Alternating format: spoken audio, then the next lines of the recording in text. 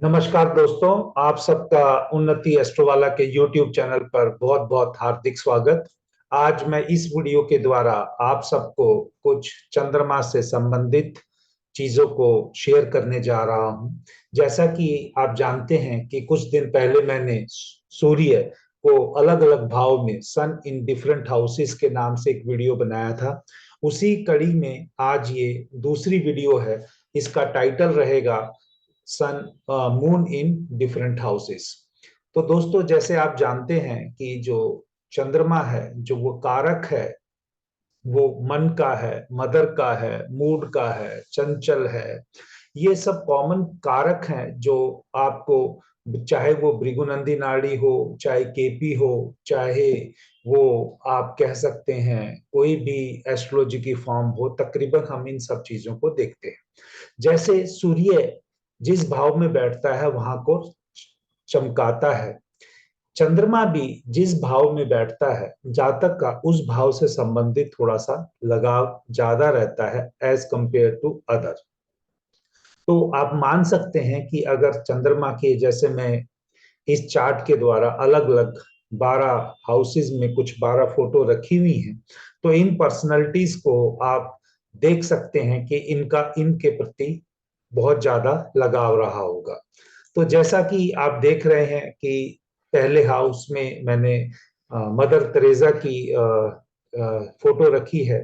तो वो बहुत ही इमोशनल थे और वो सेवा भाव में बहुत विश्वास करते थे। अगर आप भृगुनंदी नाड़ी से देखें तो वो किसी जगह का हेड भी बन सकता है। तो आप जानते हैं कि ये इनके नाम पे तो पूरा ट्रस्ट और सारा कुछ, मतलब सोशल सर्विस के नाम पे ये बहुत ही फेमस और लीडर के रूप में आप जान सकते हैं। दूसरे भाव में मैंने यहाँ पर बिल क्लिंटन जी का इमेज रखा हुआ है। आप जान सकते हैं कि इनका जो फेस था वो बहुत ही स्माइलिंग था, या जो हंसी या जो इनकी वाणी जो थी वो बहुत ही मीठी थी। इसी प्रकार से और भी बहुत सारी करेक्टरिस्टिक होंगी। तो जैसे अगर आप दसम भाव में देखेंगे, विनोद खन्ना जी का चार्ट है। विनोद खन्ना जी का दसम भाव में चंद्रमा हो तो थोड़ा सा कैरियर को लेके बहुत लगाव रहता है, या कैरियर में कुछ जैसा लगाव के प्रति एक अलग बात है, लेकिन वो अनस्टेबिलिटी को भी इंडिकेट करता है।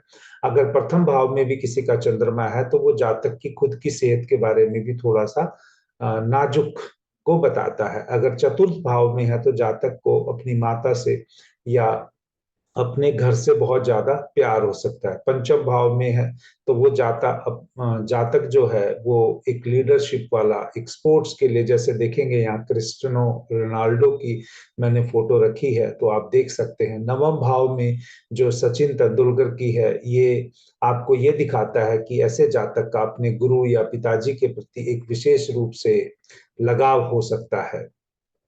और जैसा कि आप जानते हैं, दुस्थाना हाउस के या 6 8 12 में नॉर्मली लोग कहते हैं कि ये पीड़ित भाव माने जाते हैं या दुख के भाव माने जाते हैं। लेकिन यहाँ पर अगर वो जातक उस भाव के कारक तत्व को ही ले लेता है तो उसको वो नेगेटिव रिजल्ट नहीं मिलता है। मैं यहाँ पर आपको पहले यही क्लियर करना चाहता हूँ कि जातक अगर चंद्रमा जहां पर बैठा हो उसके कारक तत्व को ले ले तो जातक को कभी भी नुकसान नहीं हो सकता।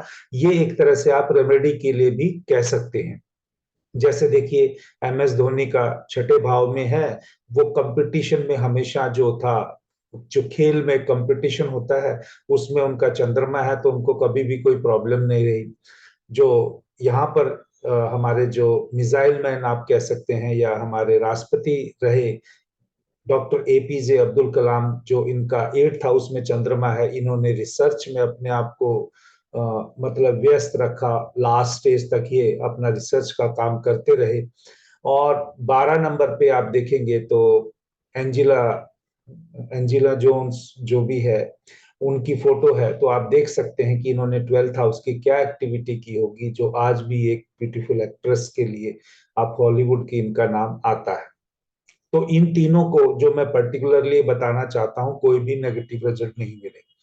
और अगर 11वें नंबर पे आप देखेंगे तो मर्लिन मोनरो की जो फोटो है, जो सभी लोगों ने, जो हमारी एज से या हमारे आस पहले भी, जो मेरी एज से पहले रहे, उनको एक, जो अगर उस टाइम पे अगर ब्यूटी की अगर कोई इमेज ध्यान में आती होगी तो इन्हीं एक्ट्रेस की आती होगी। तो ये तो दोस्तों मैंने एक आपको सिंपल वो चीजें बताई हैं कि चंद्रमा से अगर आप रिफ्लेक्ट करना चाहें आपका कहाँ चंद्रमा है, तो इन सेलिब्रिटी से रिफ्लेक्ट करके आप अपने आप को उसी हिसाब से, उस प्रोफेशन के हिसाब से आप ढाल लेंगे तो आपका एक रेमेडी भी हो जाएगी ये चंद्रमा की, और आपको कोई भी नेगेटिव रिजल्ट नहीं मिलेगा। देखिए चंद्रमा जो कारक है वो बदलाव का कारक है। आपकी जीवन में वो कंटिन्यूअस जो बदलाव होता है उसको चंद्रमा देखता है, और चंद्रमा बहुत जल्दी भी अपना राउंड कंप्लीट करता है। तो ये बहुत सारे सिग्निफिकेंस है, इसी हिसाब से अगर आप देखेंगे तो आप लगाते रहिए। लेकिन मैं आपको जल्दी से, क्योंकि ये छोटा वीडियो मैं बनाना चाहता हूँ,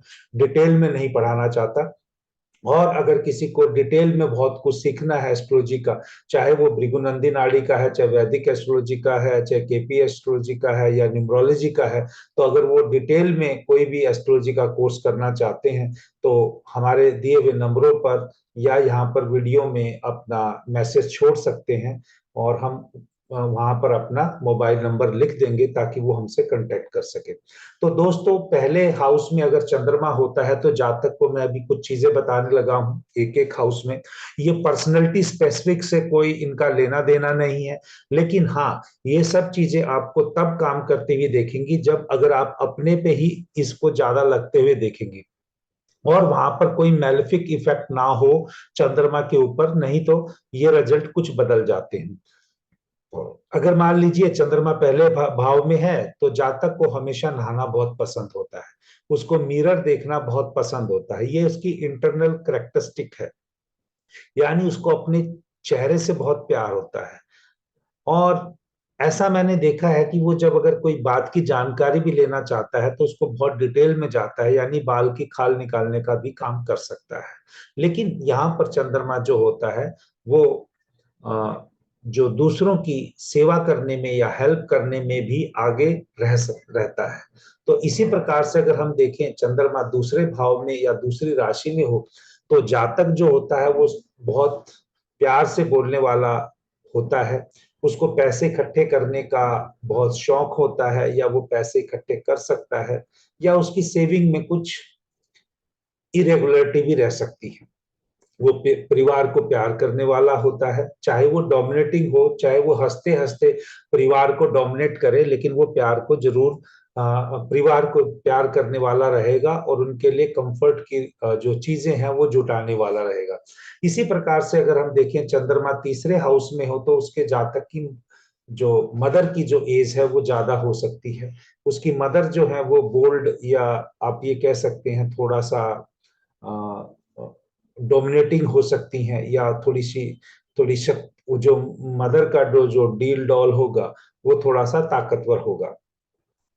तो ये जातक के लिए नहीं बोला है, ये तकरीबन चीजें हैं जो मदर के लिए बोला। अगर इसी हिसाब से देखेंगे तो जातक के तीसरे के लिए अगर भाव में बैठा हुआ चंद्रमा है तो हो सकता है उसके प्रोफेशन में कुछ ट्रेवलिंग ज्यादा हो, या उसका प्रोफेशन जो है वो चंद्रमा के कारक तत्व से संबंधित हो सकता है।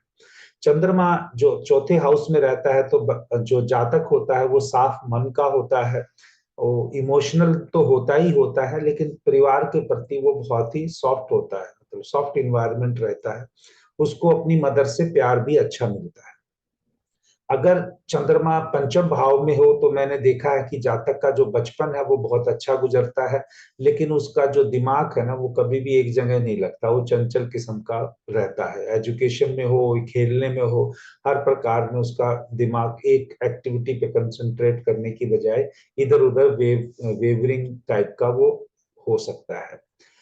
या आप भी कह सकते हैं कि जब बड़ा हो जाता है जातक, जब उसके अपने बच्चे हो जाते हैं तो उसका अपने बच्चों के साथ बहुत अटैचमेंट रह सकता है। आप ये भी कह सकते हैं कि जातक ऐसा जिसका पंचम भाव में चंद्रमा हो तो उसका कुछ एजुकेशन में बदलाव हो सकता है, पहले पढ़ाई किसी और से करेगा और जो एंड करेगा वो एजुकेशन का वो किसी और फील्ड में करेगा।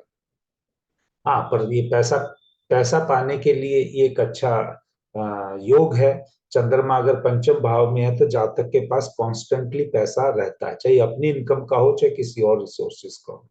चंद्रमा छठे भाव में, जैसा मैंने अभी बताया कि वैसे तो सभी बोलेंगे कि छठा भाव है जो वो शत्रुओं का है, रोग ऋण का है और कंपिटिटर का है। यहाँ पर चंद्रमा को बेसिकली अच्छा नहीं माना जाता। और जिस जातक का चंद्रमा छठे भाव में होता है तो उसको थोड़ी सी अनहैप्पीनेस रहती है। वो हमेशा मतलब कुछ ना कुछ थोड़ी बहुत उसको प्रॉब्लम रहती है। लेकिन अगर वो जातक उस छठे भाव के कारक तत्व को ही अपना ले, कंपटीशन को ही अपने जीवन में उठा ले और उसके धैर्य बना ले कि हाँ मैंने अब कंपटीशन में जीतना है, तो चंद्रमा यहाँ पर बहुत ही लीडर किस्म के रोल भी दे सकता है जातक को, जैसा कि हमने MS धोनी के चार्ट में देखा। सप्तम भाव में जो है, ऐसा जातक जो होता है वो उसका पार्टनर जो है उसको धमकी देता है, जैसे मैं घर छोड़ जाऊंगा या घर छोड़ जाऊंगी, पर पैसे के लिए अच्छा होता है। जातक खुद मल्टी टैलेंटेड हो सकता है और वो हमेशा कुछ ना कुछ नया करने के लिए सोचता रहता है, रिलैक्स नहीं रहता है। और उसका जो पार्टनर जो होता है उसमें समझो, चाहे वो देवी है देवता के, मतलब चाहे अपोजिट मेल और फीमेल का है, तो उसका आप कह सकते हो उसमें बहुत सारी अच्छी पॉजिटिव करेक्टरिस्टिक होती है। हाँ बट अगर ये फीमेल का चार्ट है तो उसकी अपनी मदर इन लॉ के साथ थोड़ी सी जो कंफर्टेबलनेस है या जो थोड़ा सा कोऑर्डिनेशन है वो मदर इन लॉ के साथ गड़बड़ाया रहता है। But basically good for partnership, और अगर आप कह सकते हैं डेली इनकम के हिसाब से भी इसको एक अच्छा मान सकते हैं।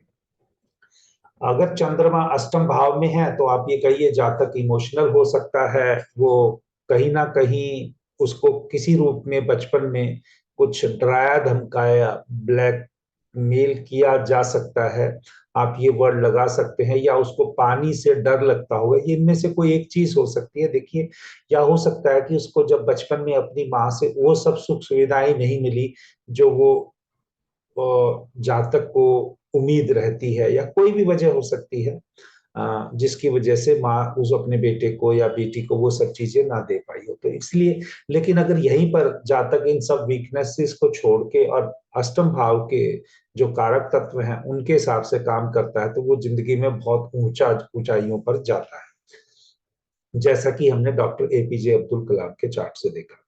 अगर चंद्रमा नवम भाव में है तो जातक के एजुकेशन में ब्रेक आ सकता है। जैसे हमने देखा सचिन के चार्ट में है, चंद्रमा नौवें में है, नौवीं राशि में है, तो आप ये मान सकते हैं तो उसकी एजुकेशन जो है वो कंटिन्यूअसली नहीं हुई होगी, वो ब्रेक हुई होगी। हाँ, वो गुरु के प्रति, धर्म के प्रति उसका रुझान बहुत रहता है और वो ट्रेडिशन को फॉलो करने वाला होता है। ट्रेडिशन का मतलब उसके परिवार का या उसके प्रोफेशन का हो सकते हैं। वो एक जातक जो है सम्मान मिलता है उसको। तो देखिए, इनको भारत रत्न, राजीव खेल रत्न, कितने पद्म भूषण, ये सब पद्मश्री, ये सब अवार्ड मेरे ख्याल से इनको मिले हुए हैं। चंद्रमा दसम भाव में है जो अनस्टेबिलिटी प्रोवाइड करता है प्रोफेशन में। अनसेटिस्फाइड भी रहता है वो जॉब को लेके कि भाई मैं इतनी मेहनत कर रहा हूँ, मुझे इतना सब कुछ मतलब नहीं मिल रहा जितना मैं डिजर्व करता हूँ। अनस्टेबल प्रॉफिट भी हैं। तो इस तरह से अगर कहा जाए तो ये जातक थोड़ा सा अनस्टेबल रहता है। लेकिन दसम भाव के चंद्रमा को, या चंद्रमा अगर मकर राशि में रहे, तो ऐसे जातक को अगर अपना खुद का काम घर से करता है तो उसको बहुत सारी टेंशन्स जो अभी मैंने गिनवाई हैं इन सब से वो विजय पा लेता है, या उसको इन सब चीजों को फेस नहीं करना पड़ता। तो और 11वें भाव में देखा है, देखिए ये एक ओवरऑल गेन का हाउस है, तो यहाँ पर जातक का ध्यान हमेशा प्रॉफिट की तरफ रहता है। हाँ, फ्रेंडशिप सर्कल में थोड़ा सा उसका आप कह सकते हैं इमोशनल होता है वो फ्रेंडशिप सर्कल को लेके, लेकिन उसको जो मूवमेंट्स है उसकी फास्ट मूवमेंट्स होती हैं प्रॉफिट कमाने के लिए। यानी बहुत ही बढ़िया स्थिति है, आप कह सकते हैं कि जातक को जो सब चीजों का गेन प्राप्त करने के लिए। 12वें हाउस में भी अगर आप देखेंगे, जैसे मैंने कहा, ये एक्सीडेंट्स का या चेंजेस लगातार जीवन में आने का, या कुछ स्लिप सोने से संबंधित, या इमोशनल अप एंड डाउन का, इस तरह का भाव है। लेकिन अगर ये जातक इन सब को हटा के और अपना एक डेडिकेशन से अपने रिलीजन की तरफ या अपना एक जो रूटीन को फॉलो करने में विश्वास रखता है, तो इन सब की भी उसको कोई दिक्कत नहीं आती है। तो दोस्तों, आज मैंने आपको चंद्रमा का अलग अलग राशियों में या चंद्रमा का अलग अलग भाव का बताने की कोशिश की है। अगर दोस्तों ये आपको वीडियो पसंद आए तो आप इस पे अपने कमेंट जरूर लिखिएगा, चैनल को सब्सक्राइब कीजिएगा और अपने दोस्तों में भी आगे इसके लिंक को फॉरवर्ड कीजिएगा।